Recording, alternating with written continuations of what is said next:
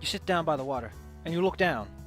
You see a scaly face looking up at you, and you wonder what the hell. Welcome to a better X, or X is a better Y. Where essentially I want to look at like monsters and say, you know what? Why don't you just put them in your race? Because there's kind of a problem with why the fuck would orcs not be like, okay, we get our asses kicked continuously, or you know, there might be better ways of doing this. Like kobolds have all the reasons to kind of to seep in on dwarvish turf and go, hey, we mine ores, we got stuff. You can't fit in our tunnels, so you can't use them. But hey, a little bit of protection can go a long way, you know. You know, like, why do so many monster races not, like, establish communications? Like, what's stopping them? What is the difference between a dwarf, or a dragonborn, or a tiefling? Why? It's a thing that no one thinks about, that I think slowly but surely people are going to start thinking about, and, I expect in a few years the monster manual is just going to be like, here's some suggestions, manual. Here's some things you could potentially be fighting, manual. Because, man, it's kind of difficult to get away with orcs are elemental evil in a world where people are like, that's kind of the words you use when, you know, that's kind of the language people use about the gays, I'm just saying. So, the Sahuagin are a bit more difficult, because they're fishmen, and they talk to sharks, and I think that once you start talking to sharks, I mean, I guess I'd talk to a shark. Wah wah. But I want to expand this. I want to build on this framework and make it bigger, so that every article is a bit bigger than the last one, to sort of expand like on what's going on. So what are the Sahuagin? Well, they're fish people. They live in the water a lot. So I took that and I said, you know what? They're just keen of mind. Good wisdom, good dexterity score. They're whatever they want. They believe in survival of the fittest, so they're kind of neutral.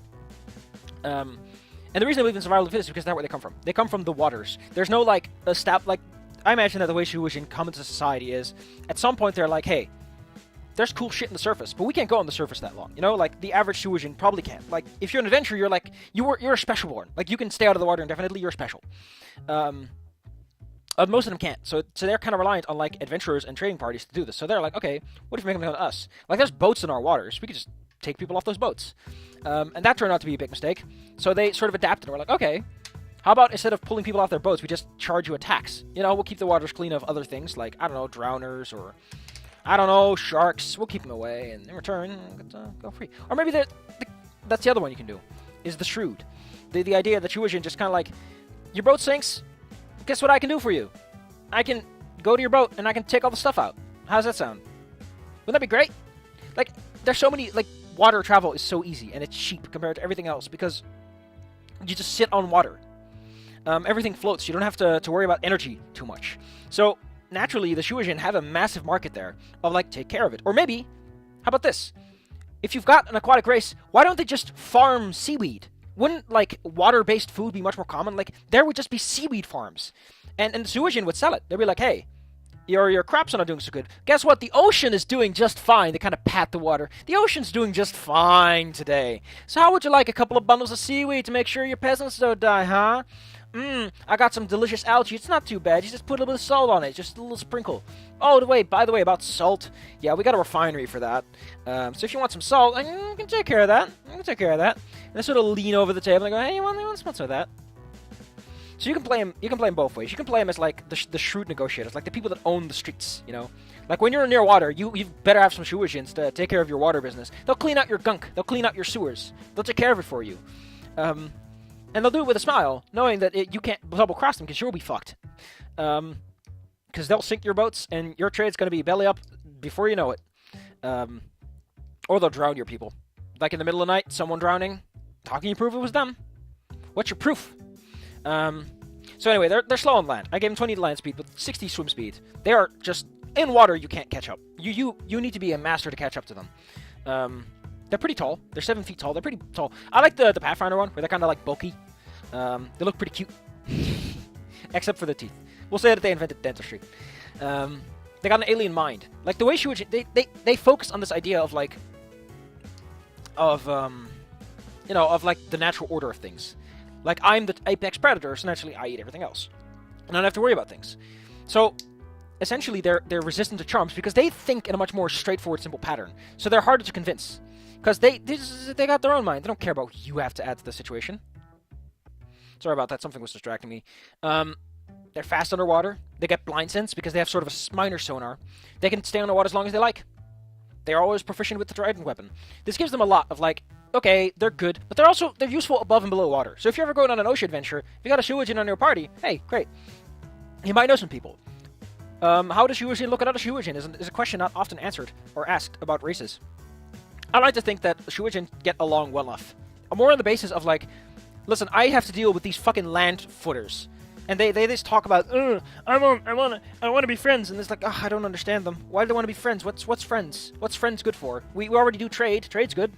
And so naturally, Sahuagin, they all get along on the premise that they don't understand land dwellers. So they're like, hey, at least you make sense.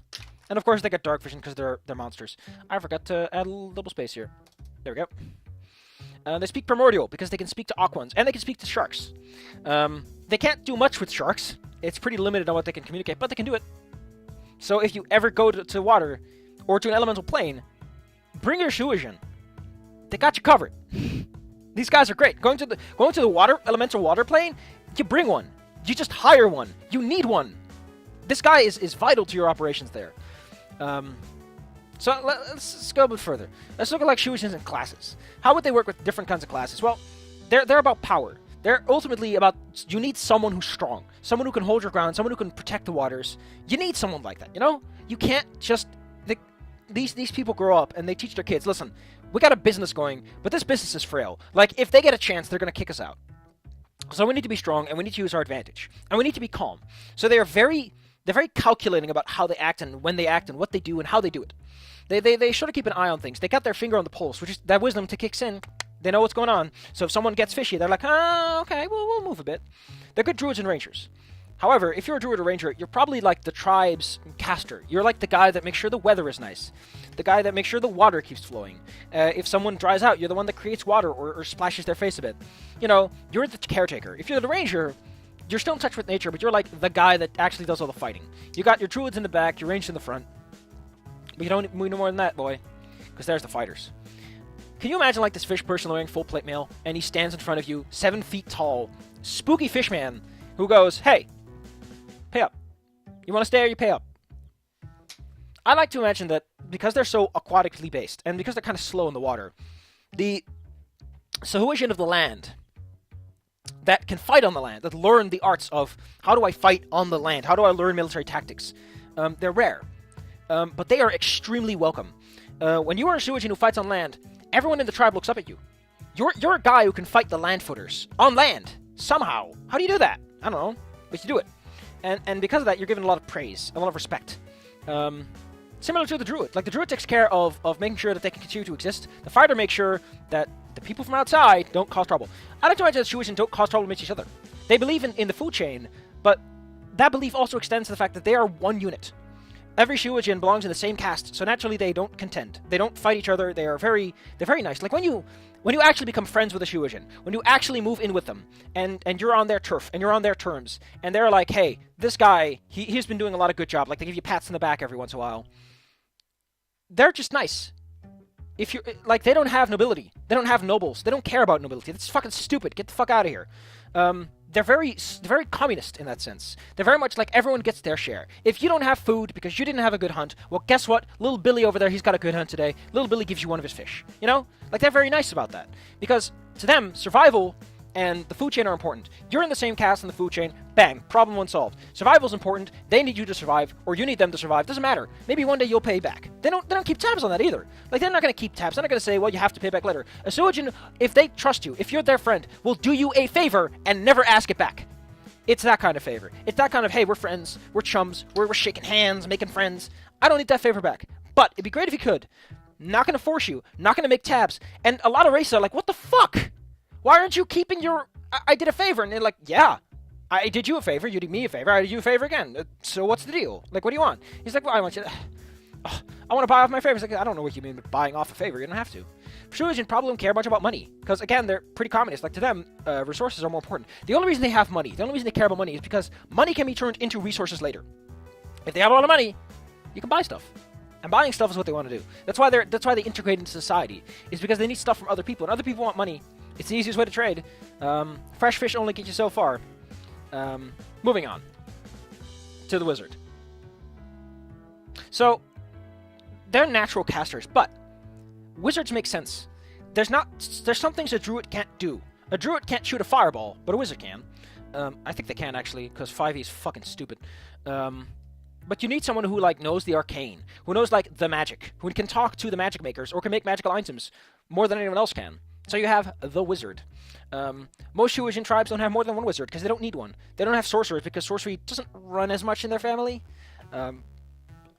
They just don't have the connections to establish that kind of bloodline. So it's mostly just wizards. And usually it's like the wizards go out. Just like the fighters, they have to go out. And they have to find someone, and that someone has to teach them. Because you can't take your books to the water, so they go to somewhere else. And they learn some of these spells, and they start delving deep into books. And eventually they come back. And then they notice stuff, and then they trade it. Because they only need one, and that person has to teach the next one. Because of survival.